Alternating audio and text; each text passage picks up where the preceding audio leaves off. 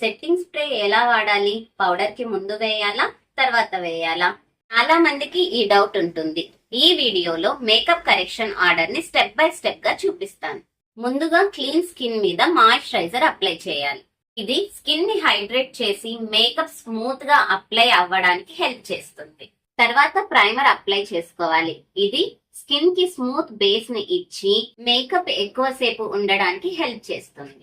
ఆ తర్వాత ఫౌండేషన్ ని అప్లై చేసి స్కిన్ టోన్ ని ఈవెన్ చేసుకోవాలి. ఫౌండేషన్ ని థిన్ లేయర్ లో అప్లై చేస్తే నేచురల్ లుక్ వస్తుంది. తర్వాత అవసరమైన ఏరియాస్ లో కన్సీలర్ ని అప్లై చేయాలి. ముఖ్యంగా అండర్ ఐ ఏరియా, బ్లెమిషెస్ మరియు డార్క్ స్పాట్స్ ఉన్న చోట అప్లై చేసుకోవాలి. క్రీమ్ బ్లష్ లేదా క్రీమ్ కాంటూర్ ఉపయోగిస్తే పౌడర్ కి ముందే అప్లై చేయాలి.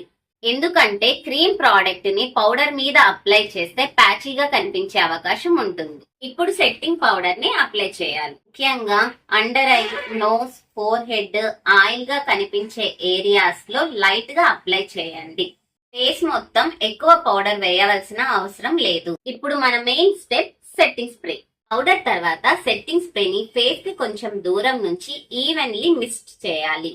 ఇది మేకప్ లేయర్స్ అన్ని కలిసిపోయేలా చేసి పౌడరీ లేదా కేకీ లుక్ తగ్గించడంలో హెల్ప్ చేస్తుంది. ఫైనల్లీ సెట్టింగ్ స్ప్రే ని అప్లై చేసిన తర్వాత వెంటనే ఫేస్ ని టచ్ చేయకుండా నాచురల్ గా డ్రై అవ్వనివ్వండి. కాబట్టి సింపుల్ గా గుర్తు పెట్టుకోండి, cream products, powder, setting spray. ఇదే మేకప్ సెట్టింగ్ లో ఈజీ ఆర్డర్.